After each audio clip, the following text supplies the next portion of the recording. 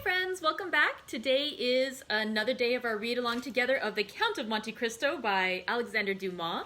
Thank you for joining me for reading and for tea. I'm Christina, the manager at the PB Library, and today I decided to finish off a excuse me, apparently I need to drink something. I think it's time for tea.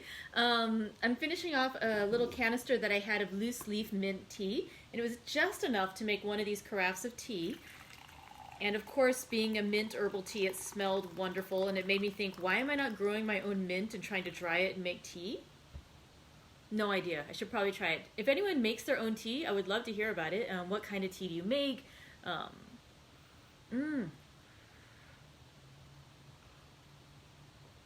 Lovely. Yeah, so that's just a really nice, simple mint tea. Just thought something mellow today. So yesterday we read one chapter. We read chapter 36 of The Count of Monte Cristo, and it was about the carnival period. We're basically after the oddness of the executions to start off the carnival, everyone went out to go enjoy. And so Albert and Franz were wearing costumes and were driving around Rome in a carriage, and they noticed that they kept passing a carriage of people dressed as peasants, and including a rather attractive young lady who tossed a little bouquet of flowers that Albert caught, and he put some of the violets into his buttonhole. Later on, they kept passing each other again, and it seemed like kind of flirty. And this went on over a couple of days, where they would toss flowers to each other, they would wear costumes, and they would just gentle flirting from the carriages. And eventually, Albert and the young lady who had tossed him the violets, they exchange notes with each other, or they make plans to meet each other on the last evening of Carnival. And so as the Carnival is concluding, Albert makes plans to go meet her. And so he goes and he brings like a special little candle. They take his arm, they blow out the candle, the two of them go off into the darkness together. And that's where it ends. Franz doesn't know what happened. We don't know what happened, but we're about to find out. Today we're going to read two chapters, chapters 37 and 38. And I should actually get out the tablet because we're going to be reading there instead of in the printed edition. And yeah, so chapters 37 and 38. Chapter 37 is called The Catacombs of Saint Sebastian. And I always like to check to see if they're the same names, and they are the same names in the different editions for this one. Okay, so let's find out what happens to Albert after his meeting with that young lady during the carnival. In his whole life, perhaps, Franz had never before experienced so sudden an impression, so rapid a transition from gaiety to sadness as in this moment. It seemed as though Rome, under the magic breath of some demon of the night, had suddenly changed into a vast tomb. By a chance, which added yet more to the intensity of the darkness, the moon, which was on the wane, did not rise until 11 o'clock, and the streets which the young man traversed were plunged in the deepest obscurity. The distance was short, and at the end of 10 minutes his carriage, or rather the Count's, stopped before the Hotel de Londres. Dinner was waiting, but as Albert had told him that he should not return so soon, Franz sat down without him. Signor Pastrini, who had been accustomed to see them dine together, inquired into the cause of his absence, but Franz merely replied that Albert had received on the previous evening an invitation, which he had accepted. The sudden extinction of the Mocoletti, the darkness which had replaced the light, and the silence which had succeeded the turmoil, had left in Franz's mind a certain depression which was not free from uneasiness. He therefore dined very silently, in spite of the officious attention of his host, who presented himself 2 or 3 times to inquire if he wanted anything. Franz resolved to wait for Albert as late as possible. He ordered the carriage, therefore, for 11 o'clock, desiring Signor Pastrini to inform him the moment that Albert returned to the hotel. At 11 o'clock, Albert had not come back. Franz dressed himself and went out, telling his host that he was going to pass the night at the Duke of Bracciano's. The house of the Duke of Bracciano is one of the most delightful in Rome. The Duchess, one of the last heiresses of the Colonnas, does its honors with the most consummate grace, and thus their fêtes have a European celebrity. Franz and Albert had brought to Rome letters of introduction to them, and their first question on his arrival was to inquire the whereabouts of his traveling companion. Franz replied that he had left him at the moment they were about to extinguish the Moccoli, and that he had lost sight of him in the Via Macello. "Then he has not returned?" said the Duke. I waited for him until this hour, replied Franz. And do you know whither he went? No, not precisely. However, I think it was something very like a rendezvous. Diavolo, said the Duke. This is a bad day, or rather a bad night, to be out late. Is it not, Countess? These words were addressed to the Countess G., who had just arrived and was leaning on the arm of Signor Torlonia, the Duke's brother. I think, on the contrary, that it is a charming night, replied the Countess, and those who are here will complain of but one thing, that of its too rapid flight. I am not speaking, said the Duke with a smile, of the persons who are here. The men run no other danger than that of falling in love with you, and the women of falling ill of jealousy at seeing you so lovely. I meant persons who are out in the streets of Rome. Ah, asked the Countess, who is out in the streets of Rome at this hour, unless it be to go to a ball? Our friend, Albert de Morcerf, Countess, whom I left in pursuit of his unknown about 7 o'clock this evening, said Franz, and whom I have not seen since. And don't you know where he is? Not at all. Is he armed? He is in masquerade. You should not have allowed him to go, said the Duke to Franz, you, who know Rome better than he does. You might as well have tried to stop number 3 of the Barbari, who gained the prize in the race today, replied Franz. And then, moreover, what could happen to him? Who can tell? The night is gloomy, and the Tiber is very near the Via Macello. Franz felt a shudder run through his veins at observing that the feeling of the Duke and the Countess was so much in unison with his own personal disquietude. I informed them at the hotel that I had the honor of passing the night here, Duke, said Franz, and desired them to come and inform me of his return. Ah, replied the Duke, here, I think, is one of my servants who is seeking you. The Duke was not mistaken. When he saw Franz, the servant came up to him. Your Excellency, he said, the master of the Hotel de Londres has sent to let you know that a man is waiting for you with a letter from the Viscount of Morcerf. A letter from the Viscount? Exclaimed Franz. Yes. And who is the man? I do not know. Why did he not bring it to me here? The messenger did not say. And where is the messenger? He went away directly he saw me enter the ballroom to find you. Oh, said the Countess to Franz, go with all speed. Poor young man, perhaps some accident has happened to him.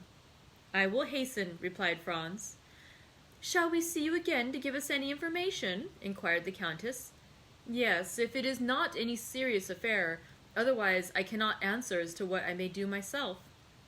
Be prudent in any event, said the Countess.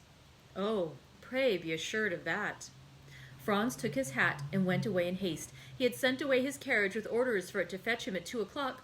Fortunately, the Palazzo Bracciano, which is on one side of the Corso and on the other in the Square of the Holy Apostles, is hardly 10 minutes' walk from the Hotel de Londres. As he came near the hotel, Franz saw a man in the middle of the street.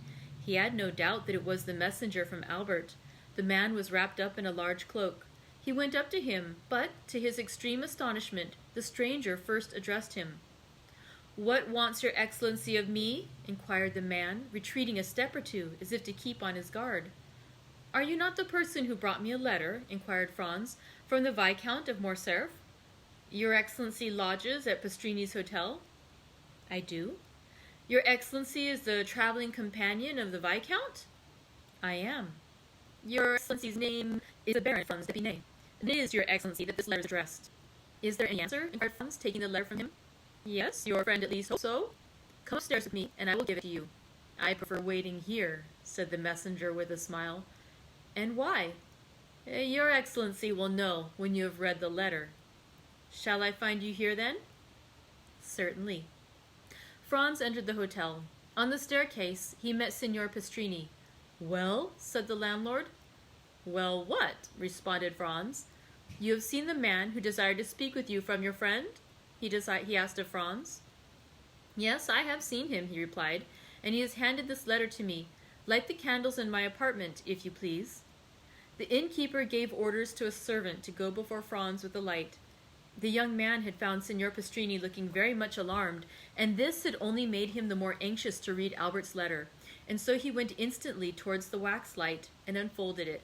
It was written and signed by Albert. Franz read it twice before he could comprehend what it contained. It was thus worded: "My dear fellow, the moment you have received this, have the kindness to take the letter of credit from my pocketbook, which you will find in the square drawer of the secretaire. Add your own to it, if it be not sufficient. Run to Torlonia, draw from him instantly 4,000 piastres, and give them to the bearer. It is urgent that I should have this money without delay. I do not say more, relying on you as you may rely on me. Your friend, Albert de Morcerf. P.S. I now believe in Italian banditti." Below these words were written in a strange hand, the following in Italian: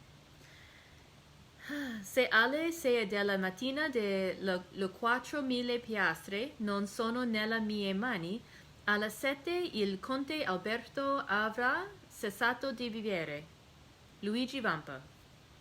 If by 6 in the morning the 4,000 piastres are not in my hands, by 7 o'clock the Count Albert will have ceased to live. Luigi Vampa. This second signature explained everything to Franz, who now understood the objection of the messenger to coming up into the apartment. The street was safer for him. Albert then had fallen into the hands of the famous bandit chief, in whose existence he had for so long a time refused to believe. There was no time to lose. He hastened to open the secretaire and found the pocketbook in the drawer, and in it the letter of credit. There were in all 6,000 piastres, but of these 6,000, Albert had already expended 3,000. As to Franz, he had no letter of credit, as he lived at Florence and had only come to Rome to pass 7 or 8 days. He had brought but 100 louis, and of these he had not more than 50 left. Thus 700 or 800 piastres were wanting to them both to make up the sum that Albert required. True, he might in such a case rely on the kindness of Signor Torlonia. He was therefore about to return to the Palazzo Bracciano without loss of time, when suddenly a luminous idea crossed his mind. He remembered the Count of Monte Cristo. Franz was about to ring for Signor Pastrini when that worthy presented himself. "My dear sir," he said hastily, "do you know if the Count is within?" "Yes, your Excellency. He has this moment returned." "Is he in bed?" "I should say no."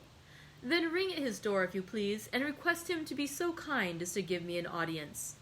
Signor Pastrini did as he was desired, and returning 5 minutes later, he said, "The Count awaits your Excellency." Franz went along the corridor, and a servant introduced him to the Count. He was in a small room which Franz had not yet seen, and which was surrounded with divans. The Count came towards him. "Well, what good wind blows you hither at this hour?" said he. "Have you come to sup with me? It would be very kind of you." "No, I have come to speak to you of a very serious matter." "A serious matter," said the Count, looking at Franz with the earnestness usual to him. "And what may it be?" "Are we alone?" "Yes," replied the Count, going to the door and returning. Franz gave him Albert's letter. "Read that," he said. The Count read it. "Well, well," said he.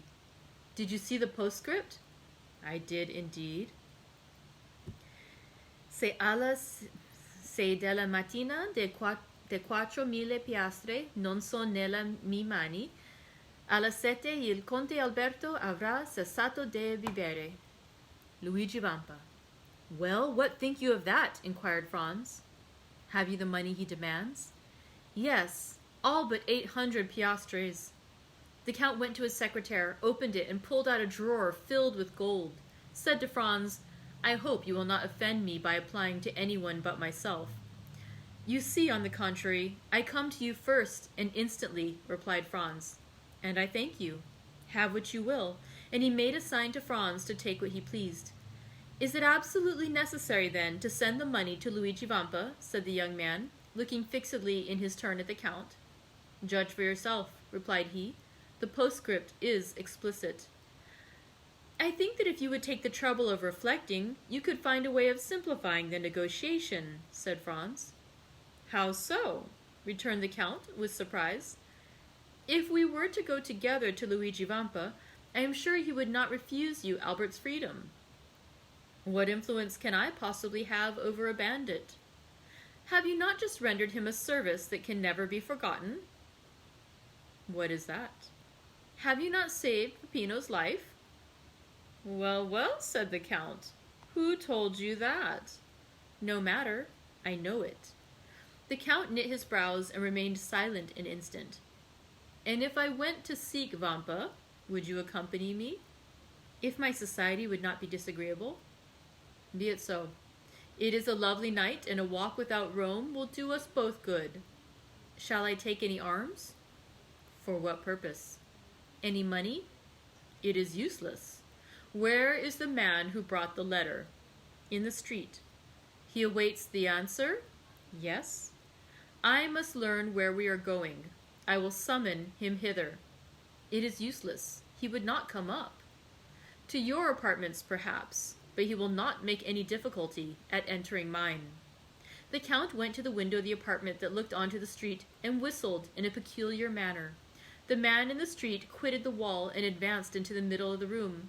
Salite, said the Count, in the same tone in which he would have given an order to his servant. The messenger obeyed without the least hesitation, but rather with alacrity, and mounting the steps at a bound, entered the hotel. 5 seconds afterward, he was at the door of the room. Ah, it is you, Peppino, said the Count. But Peppino, instead of answering, threw himself on his knees, seized the Count's hand, and covered it with kisses. Ah, said the Count, you have, then, not forgotten that I saved your life.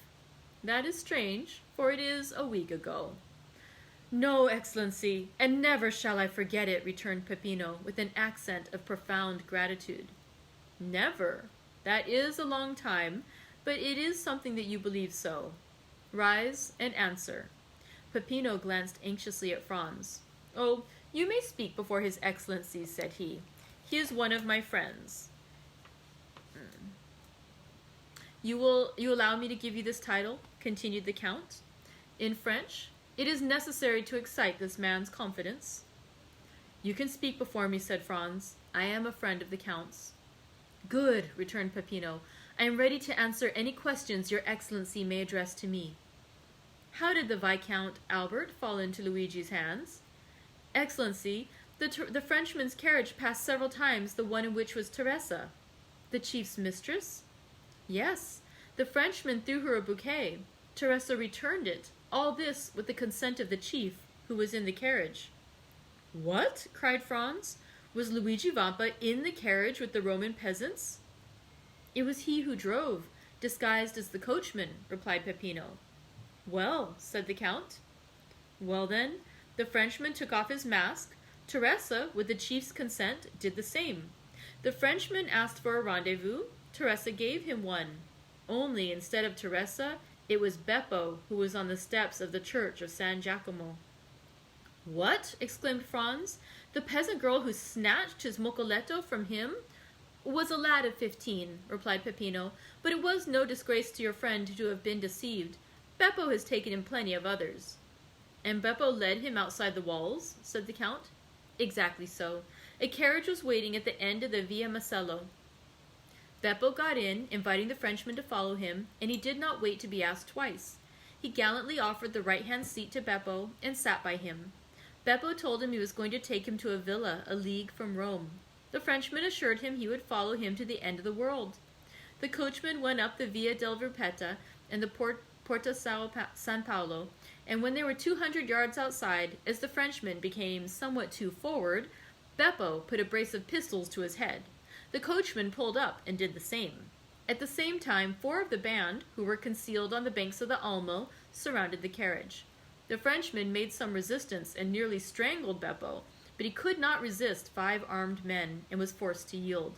They made him get out, walk along the banks of the river, and then brought him to Teresa and Luigi, who were waiting for him in the Catacombs of St. Sebastian. Well, said the Count, turning towards Franz, it seems to me that this is a very likely story. What do you say to it? Why, that I should think it very amusing, replied Franz, if it had happened to anyone but poor Albert. And in truth, if you had not found me here, said the Count, it might have proved a gallant adventure which would have cost your friend dear. But now, be assured, his alarm will be the only serious consequence." "And shall we go and find him?" inquired Franz. "Oh, decidedly, sir. He is in a very picturesque place. Do you know the Catacombs of St. Sebastian?" "I was never in them, but I have often resolved to visit them." "Well, here is an opportunity made to your hand, and it would be difficult to contrive a better. Have you a carriage?" "No." "That is of no consequence. I always have one ready, day and night." "Always ready?" "Yes, I am a very capricious being, and I should tell you that sometimes when I rise, or after my dinner, or in the middle of the night, I resolve on starting for some particular point, and away I go." The Count rang, and a footman appeared. "Order out the carriage," he said, "and remove the pistols which are in the holsters. You need not awaken the coachman. Ali will drive." In a very short time the noise of wheels was heard, and the carriage stopped at the door. The Count took out his watch. 12:30, he said. "We might start at 5 o'clock and be in time, but the delay may cause your friend to pass an uneasy night, and therefore we had better go with all speed to extricate him from the hands of the infidels. Are you still resolved to accompany me?" "More determined than ever." "Well then, come along." Franz and the Count went downstairs, accompanied by Peppino. At the door they found the carriage. Ali was on the box, in whom Franz recognized the dumb slave of the grotto of Monte Cristo. Franz and the Count got into the carriage. Peppino placed himself beside Ali, and they set off at a rapid pace. Ali had received his instructions and went down the Corso, crossed the Campo Vaccino, went up the Strada San Gregorio, and reached the gates of San Sebastian. Then the porter raised some difficulties, but the Count of Monte Cristo produced a permit from the governor of Rome, allowing him to leave or enter the city at any hour of the day or night. The portcullis was therefore raised. The porter had a louis for his trouble, and they went on their way. The road which the carriage now traversed was the ancient Appian Way, and bordered with tombs. From time to time, by the light of the moon, which began to rise, Franz imagined that he saw something like a sentinel appear at various points along the ruins, and suddenly retreat into the darkness on a signal from Peppino. A short time before they reached the Baths of Caracalla, the carriage stopped. Peppino opened the door, and the Count and Franz alighted. "In 10 minutes," said the Count to his companion, "we shall be there." He then took Peppino aside, gave him an order in a low voice, and Peppino went away, taking with him a torch brought with them in the carriage. 5 minutes elapsed, during which Franz saw the shepherd going along a narrow path that led over the irregular and broken surface of the Campagna, and finally he disappeared in the midst of the tall red herbage, which seemed like the bristling mane of an enormous lion. "Now," said the Count, "let us follow him." Franz and the Count in their turn then advanced along the same path, which, at the distance of 100 paces, led them over a declivity to the bottom of a small valley. They then perceived 2 men conversing in the obscurity. "Ought we to go on?" asked Franz of the Count, "or should we pause?" "Let us go on. Peppino will have warned the sentry of our coming." One of the 2 men was Peppino, and the other a bandit on the lookout. Franz and the Count advanced, and the bandit saluted them. "Your Excellency," said Peppino, addressing the Count, "if you will follow me, the opening of the catacombs is close at hand." "Go on, then," replied the Count. They came to an opening behind a clump of bushes, and in the midst of a pile of rocks by which a man could scarcely pass. Peppino glided first into this crevice. After they got along a few paces, the passage widened. Peppino passed, lighted his torch, and turned to see if they came after him. The Count first reached an open space, and Franz followed him closely. The passageway sloped in a gentle descent, enlarging as they proceeded. Still Franz and the Count were compelled to advance in a stooping posture, and were scarcely able to proceed abreast of one another. They went on 150 paces in this way, and then were stopped by, "Who comes there?" At the same time, they saw the reflection of a torch on a carbine barrel. "A friend," responded Peppino, and advancing alone towards the sentry, he said a few words to him in a low tone, and then he, like the first, saluted the nocturnal visitors, making a sign that they might proceed. Behind the sentinel was a staircase with 20 steps. Franz and the Count descended these, and found themselves in a mortuary chamber. 5 corridors diverged like the rays of a star, and the walls, dug into niches, which were arranged one above the other to the shape of coffins, showed that they were at last in the catacombs. Down one of the corridors, whose extent it was impossible to determine, rays of light were visible. The Count laid his hand on Franz's shoulder.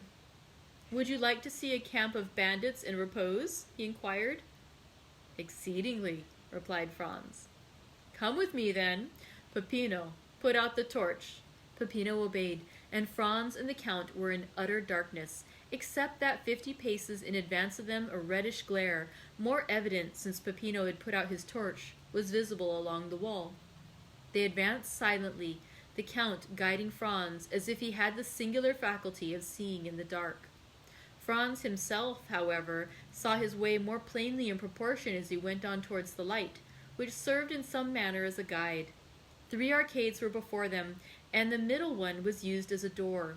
These arcades opened on one side into the corridor where the Count and Franz were, and on the other into a large square chamber, entirely surrounded by niches similar to those of which we have spoken. In the midst of this chamber were 4 stones, which had formerly served as an altar, as was evident from the cross which still surmounted them. A lamp, placed at the base of a pillar, lighted up with its pale and flickering flame the singular scene which presented itself to the eyes of the 2 visitors concealed in the shadow. A man was seated with his elbow leaning on the column, and was reading with his back turned to the arcades, through the openings of which the newcomers contemplated him. This was the chief of the band, Luigi Vampa. Around him, and in groups, according to their fancy, lying in their mantles or with their backs against a sort of stone bench, which went all around the columbarium, were to be seen 20 brigands or more, each having his carbine within reach. At the other end, silent, scarcely visible, and like a shadow, was a sentinel, who was walking up and down before a grotto, which was only distinguishable because in that spot the darkness seemed more dense than elsewhere. When the Count thought Franz had gazed sufficiently on this picturesque tableau, he raised his finger to his lips to warn him to be silent, and ascending the 3 steps which led to the corridor of the columbarium, entered the chamber by the middle arcade, and advanced towards Vampa, who was so intent on the book before him that he did not hear the noise of his footsteps. "Who comes there?" cried the sentinel, who was less abstracted, and who saw by the lamplight a shadow approaching his chief. At this challenge, Vampa rose quickly, drawing at the same moment a pistol from his girdle. In a moment all the bandits were on their feet, and 20 carbines were leveled at the Count. "Well," said he, in a voice perfectly calm, and no muscle of his countenance disturbed. "Well, my dear Vampa, it appears to me that you receive a friend with a great deal of ceremony." "Ground arms!" exclaimed the chief, with an imperative sign of the hand, while with the other he took off his hat respectfully. Then, turning to the singular personage who had caused this scene, he said, "Your pardon, your Excellency, but I was so far from expecting the honor of a visit that I did not really recognize you." "It seems that your memory is equally short in everything, Vampa," said the Count, "and that not only do you forget people's faces, but also the conditions you make with them." "What conditions have I forgotten, your Excellency?" inquired the bandit, with the air of a man who, having committed an error, is anxious to repair it. "Was it not agreed," asked the Count, "that not only my person, but also that of my friends, should be respected by you?" "And how have I broken that treaty, your Excellency?" "You have this evening carried off and conveyed hither the Viscount Albert de Morcerf." "Well," continued the Count in a tone that made Franz shudder, "this young gentleman is one of my friends. This young gentleman lodges in the same hotel as myself. This young gentleman has been up and down the Corso for 8 hours in my private carriage. And yet, I repeat to you, you have carried him off and conveyed him hither, and," added the Count, taking the letter from his pocket, "you have set a ransom on him, as if he were an utter stranger." "Why did you not tell me all of this? You," inquired the brigand chief, turning towards his men, who all retreated before his look. "Why have you caused me thus to fail in my word towards a gentleman like the Count, who has all our lives in his hands? By heavens, if I thought one of you knew that the young gentleman was the friend of his Excellency, I would blow his brains out with my own hand." "Well," said the Count, turning towards Franz, "I told you there was some mistake in this." "Are you not alone?" asked Vampa with uneasiness. "I am with the person to whom this letter was addressed, and to whom I desired to prove that Luigi Vampa was a man of his word. Come, your Excellency," the Count said, turning to Franz. "Here is Luigi Vampa, who will himself express to you his deep regret at the mistake he has committed." Franz approached, the chief advancing several steps to meet him. "Welcome among us, your Excellency," he said to him. "You heard what the Count just said, and also my reply. Let me add that I would not for the 4,000 piastres at which I had fixed your friend's ransom that this had happened." "But," said Franz, looking round him uneasily, "where is the Viscount? I do not see him." "Nothing has happened to him, I hope," said the Count frowningly.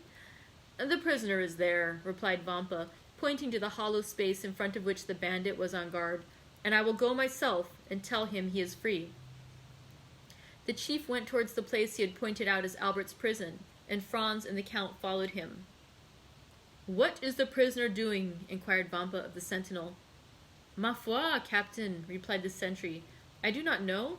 For the last hour I have not heard him stir." "Come in, your Excellency," said Vampa.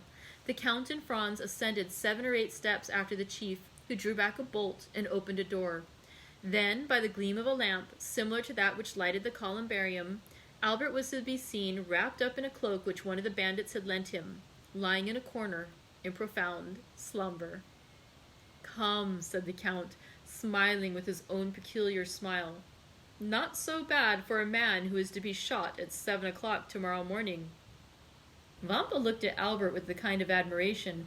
He was not insensible to such a proof of courage. "You are right, your Excellency," he said. "This must be one of your friends." Then going to Albert, he touched him on the shoulder, saying, "Will your Excellency please to awaken?" Albert stretched out his arms, rubbed his eyelids, and opened his eyes. "Oh," said he, "is it you, Captain? You should have allowed me to sleep. I had such a delightful dream. I was dancing the galop at Tarlonia's with the Countess G." Then he drew his watch from his pocket that he might see how time sped. "1:30 only," said he. "Why the devil do you rouse me at this hour?" "To tell you that you are free, your Excellency." "My dear fellow," replied Albert with perfect ease of mind, "remember for the future Napoleon's maxim, 'Never awaken me but for bad news.' If you had let me sleep on, I should have finished my galop and have been grateful to you all my life. So then, have they paid my ransom?" "No, your Excellency." "Well then, how am I free?" "A person to whom I can refuse nothing has come to demand you." "Come hither?" "Yes, hither." "Really? Then that person is a most amiable person." Albert looked around and perceived Franz. "What?" said he.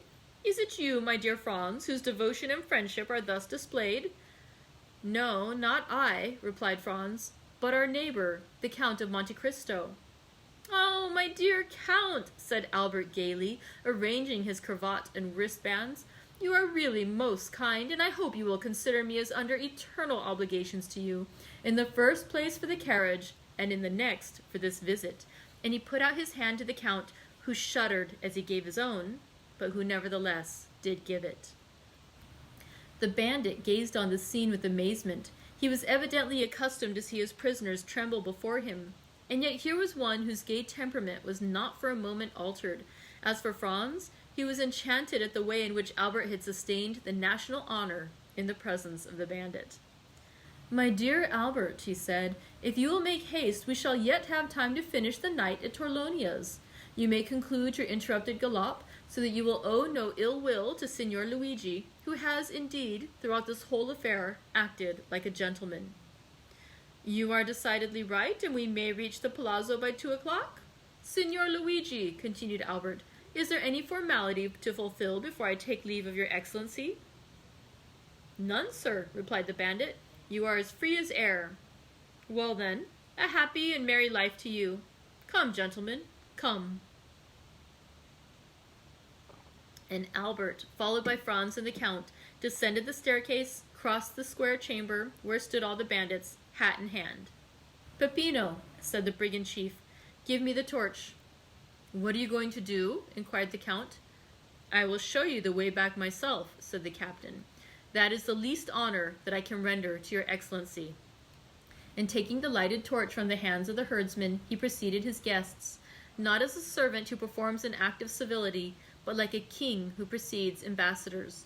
On reaching the door, he bowed. "And now, your excellency," added he, "allow me to repeat my apologies, and I hope you will not entertain any resentment at what has occurred." "No, my dear Vampa," replied the Count. "Besides, you compensate for your mistakes in so gentlemanly a way that one almost feels obliged to you for having committed them." "Gentlemen," added the chief, turning towards the young men, "perhaps the offer may not appear very tempting to you, but if you should ever feel inclined to pay me a second visit, wherever I may be, you shall be welcome." Franz and Albert bowed. The Count went out first, then Albert. Franz paused for a moment. "Has your excellency anything to ask me?" said Vampa with a smile. "Yes, I have. I am curious to know what work you were perusing with so much attention as we entered." "Caesar's Commentaries," said the bandit. "It is my favorite work." "Well, are you coming?" asked Albert. "Yes," replied Franz. "Here I am." And he, in his turn, left the caves. They advanced to the plain. "Ah, your pardon," said Albert, turning round. "Will you allow me, Captain?" And he lighted his cigar at Vampa's torch. "Now, my dear Count," he said, "let us on with all the speed we may. I am enormously anxious to finish my night at the Duke of Bracciano's." They found the carriage where they had left it. The Count said a word in Arabic to Ali, and the horses went on at great speed. It was just 2 o'clock by Albert's watch when the two friends entered into the dancing-room. Their return was quite an event, but as they entered together, all uneasiness on Albert's account ceased instantly. "Madame," said the Viscount of Morcerf, advancing towards the Countess, "yesterday you were so condescending as to promise me a galop. I am rather late in claiming this gracious promise, but here is my friend, whose character for veracity you well know, and he will assure you the delay arose from no fault of mine." And as at this moment the orchestra gave the signal for the waltz, Albert put his arm round the waist of the Countess and disappeared with her in the whirl of dancers. In the meanwhile, Franz was considering the singular shudder that had passed over the Count of Monte Cristo at the moment when he had been, in some sort, forced to give his hand to Albert. And now, chapter 38, the Rendezvous. The first words that Albert uttered to his friend on the following morning contained a request that Franz should accompany him on a visit to the Count. True, the young man had warmly and energetically thanked the Count on the previous evening, but services such as he had rendered could never be too often acknowledged. Franz, who seemed attracted by some invisible influence towards the Count, in which terror was strangely mingled, felt an extreme reluctance to permit his friend to be exposed alone to the singular fascination that this mysterious personage seemed to exercise over him, and therefore made no objection to Albert's request, but at once accompanied him to the desired spot, and after a short delay, the Count joined them in the salon. "My dear Count," said Albert, advancing to meet him, "permit me to repeat the poor thanks I offered last night, and to assure you that the remembrance of all I owe to you will never be effaced from my memory. Believe me, as long as I live, I shall never cease to dwell with grateful recollection on the prompt and important service you rendered me, and also to remember that to you I am indebted even for my life." "My very good friend and excellent neighbor," replied the Count with a smile, "you really exaggerate my trifling exertions. You owe me nothing but some trifle of 20,000 francs, which you have been saved out of your traveling expenses, so that there is not much of a score between us. But you must really permit me to congratulate you on the ease and unconcern with which you resigned yourself to your fate, and the perfect indifference you manifested as to the turn events might take." "Upon my word," said Albert, "I deserve no credit for what I could not help, namely, a determination to take everything as I found it, and to let those bandits see that although men get into troublesome scrapes all over the world, There is no nation but the French that can smile even in the face of grim death himself. All that, however, has nothing to do with my obligations to you, and I now come to ask you whether, in my own person, my family, or connections, I can in any way serve you. My father, the Count de Morcerf, although of Spanish origin, possesses considerable influence, both at the courts of France and Madrid, and I unhesitatingly place the best services of myself and all to whom my life is dear at your disposal. Monsieur de Morcerf, replied the Count, your offer, far from surprising me, is precisely what I expected from you, and I accept it in the same spirit of hearty sincerity with which it is made. Nay, I will go still further, and say that I had previously made up my mind to ask a great favor at your hands. Oh, pray name it. I am wholly a stranger to Paris. It is a city I have never yet seen. Is it possible, exclaimed Albert, that you have reached your present age without visiting the finest capital in the world? I can scarcely credit it. Nevertheless, it is quite true. Still, I agree with you in thinking that my present ignorance of the first city in Europe is a reproach to me in every way, and calls for immediate correction. But, in all probability, I should have performed so important, so necessary a duty, as that of making myself acquainted with the wonders and beauties of your justly celebrated capital, had I known any person who would have introduced me into the fashionable world. But unfortunately, I possessed no acquaintance there, and of necessity was compelled to abandon the idea. So distinguished an individual as yourself, cried Albert, could scarcely have required an introduction. You are most kind, but as regards myself, I can find no merit I possess, save that, as a millionaire, I might have become a partner in the speculations of Monsieur Aguado and Monsieur Rothschild. But as my motive in traveling to your capital would not have been for the pleasure of dabbling in stocks, I stayed away till some favorable chance should present itself of carrying my wish into execution. Your offer, however, smooths all difficulties, and I have only to ask you, my dear Monsieur de Morcerf, these words were accompanied by a most peculiar smile, whether you undertake, upon my arrival in France, to open to me the doors of that fashionable world of which I know no more than a Huron or a native of Cochin China. Oh, that I do, and with infinite pleasure, answered Albert, and so much the more readily as a letter received this morning from my father summons me to Paris, in consequence of a treaty of marriage. My dear Franz, I do not smile, I beg of you, with a family of high standing, and connected with the very cream of Parisian society. Connected by marriage, you mean, said Franz laughingly. Well, never mind how it is, answered Albert. It comes to the same thing in the end. Perhaps by the time you return to Paris, I shall be quite a sober, staid father of a family. A most edifying representative I shall make of all the domestic virtues. Don't you think so? But as regards your wish to visit our fine city, my dear Count, I can only say that you may command me and mine to any extent you please. Then it is settled, said the Count, and I give you my solemn assurance that I only waited an opportunity like the present to realize plans that I have long meditated. Franz did not doubt that these plans were the same concerning which the Count had dropped a few words in the grotto of Monte Cristo, and while the Count was speaking, the young man watched him closely, hoping to read something of his purpose in his face. But his countenance was inscrutable, especially when, as in the present case, it was veiled in a sphinx-like smile. "But tell me now, Count," exclaimed Albert, delighted at the idea of having to chaperone so distinguished a person as Monte Cristo, "tell me truly whether you are in earnest, or if this project of visiting Paris is merely one of the chimerical and uncertain air-castles of which we make so many in the courses of our lives, but which, like a house built on the sand, is liable to be blown over by the first puff of wind." "I pledge you my honor," returned the Count, "that I mean to do as I have said. Both inclination and positive necessity compel me to visit Paris." "When do you propose going thither?" "Have you made up your mind when you shall be there yourself?" "Certainly I have. In a fortnight or 3 weeks' time, that is to say, as fast as I can get there." "Nay," said the Count, "I will give you 3 months ere I join you. You see, I make an ample allowance for all delays and difficulties." "And in 3 months' time," said Albert, "you will be at my house?" Shall we make a positive appointment for a particular day and hour? Inquired the Count. Only let me warn you that I am proverbial for my punctilious exactitude in keeping my engagements. Day for day, hour for hour, said Albert.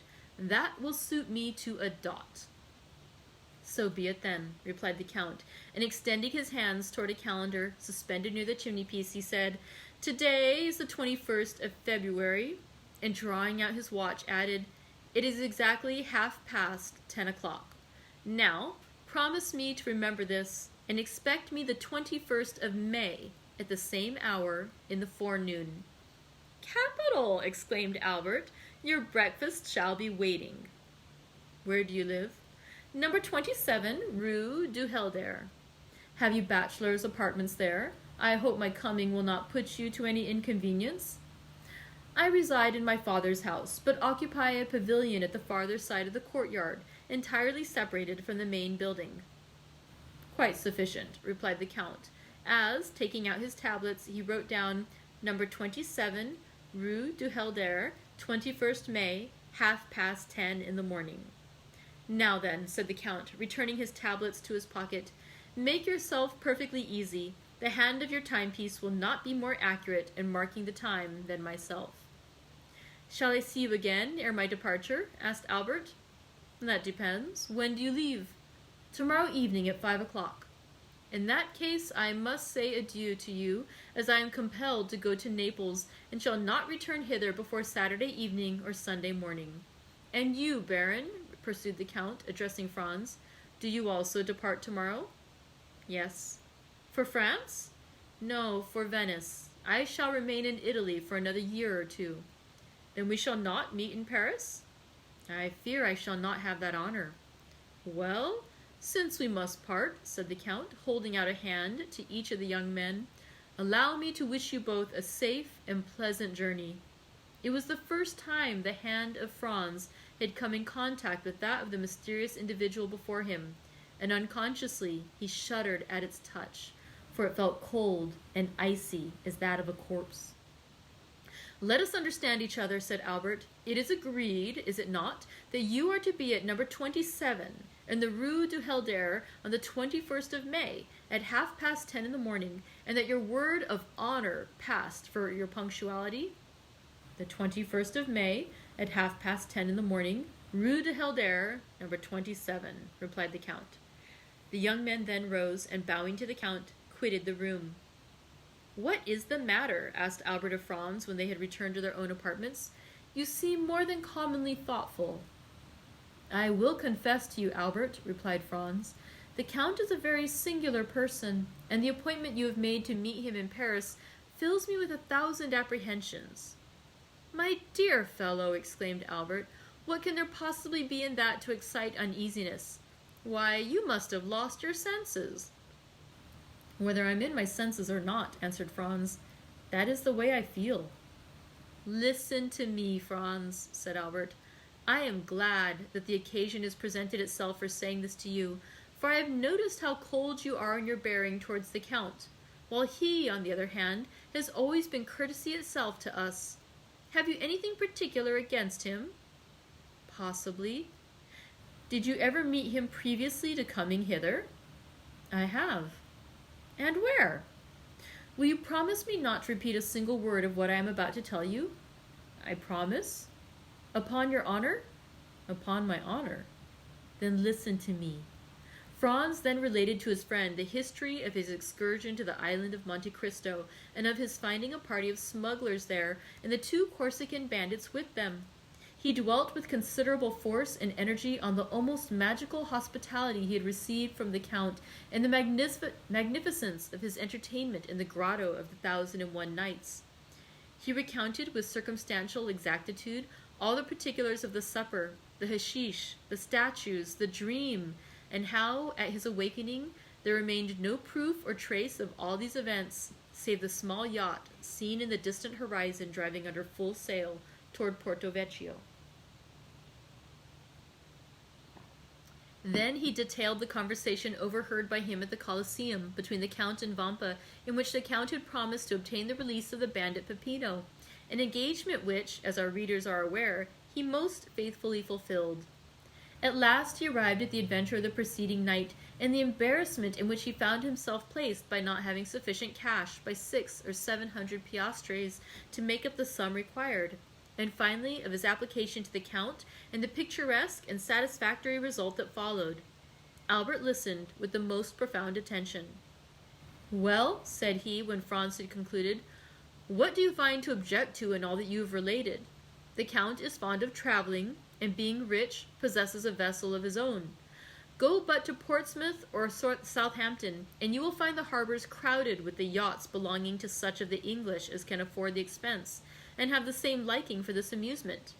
Now, by way of having a resting place during his excursions, avoiding the wretched cookery which has been trying its best to poison me during the last 4 months, while you have manfully resisted its effects for as many years, and obtaining a bed on which it is possible to slumber, Monte Cristo has furnished for himself a temporary abode where you first found him.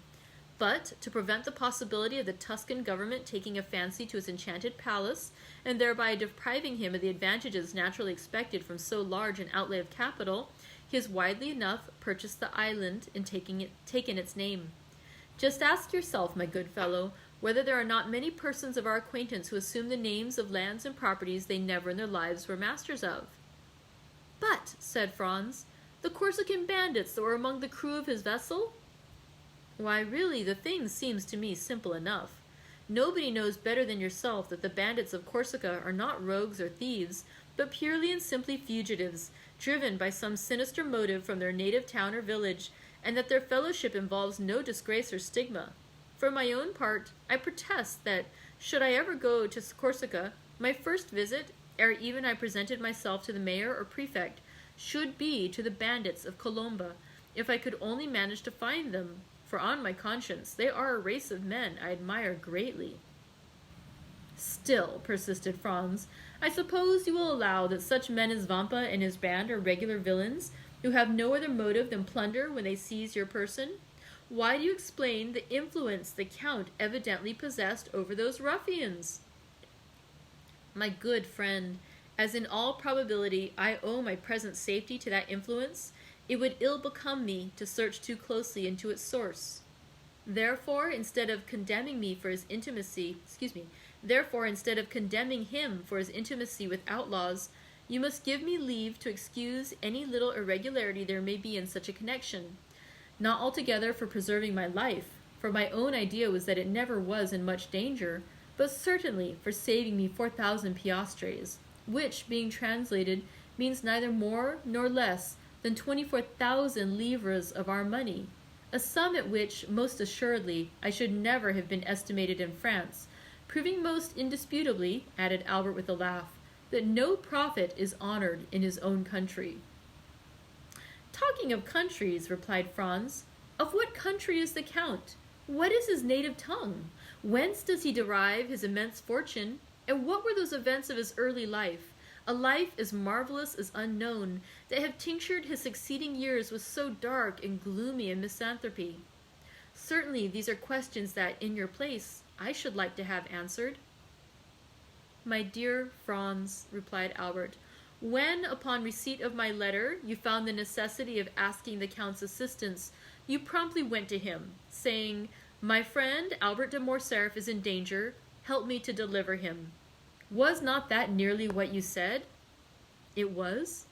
"Well then, did he ask you, 'Who is Monsieur Albert de Morcerf?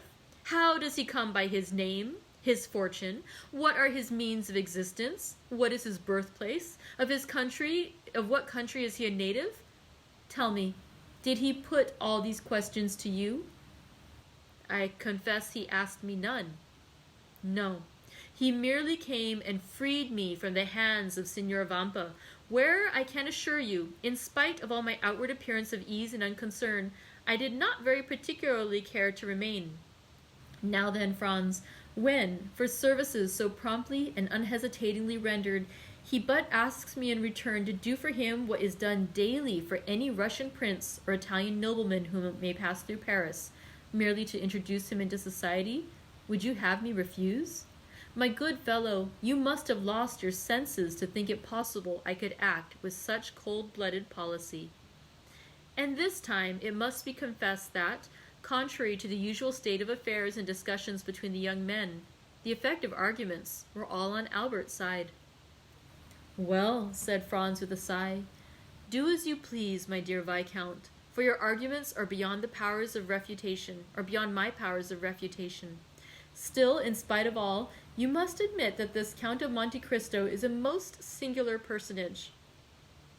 He is a philanthropist, replied the other, and no doubt his motive in visiting Paris is to compete for the Monthyon prize, given, as you are aware, to whoever shall be proved to have most materially advanced the interests of virtue and humanity. If my vote and interest can obtain it for him, I will readily give him the one and promise the other. And now, my dear Franz, let us talk of something else. Come, shall we take our luncheon and then pay a last visit to St. Peter's? Franz silently assented, and the following afternoon at 5:30 the young men parted. Albert de Morcerf to return to Paris, and Franz d'Épinay to pass a fortnight at Venice. But ere he entered his traveling carriage, Albert, fearing that his expected guest might forget the engagement he had entered into, placed in the care of a waiter at the hotel a card to be delivered to the Count of Monte Cristo, on which, beneath the name of Viscount Albert de Morcerf, he had written in pencil, 27 Rue du Helder, on the 21st May, 10:30 a.m. And that concludes chapter 38. Thank you very much for joining me for another day of reading. We'll find out tomorrow what happens when they finally meet up in Paris. Exciting things. All right, I'll see you then. Thank you so much, and I hope you have a lovely rest of your day. Bye.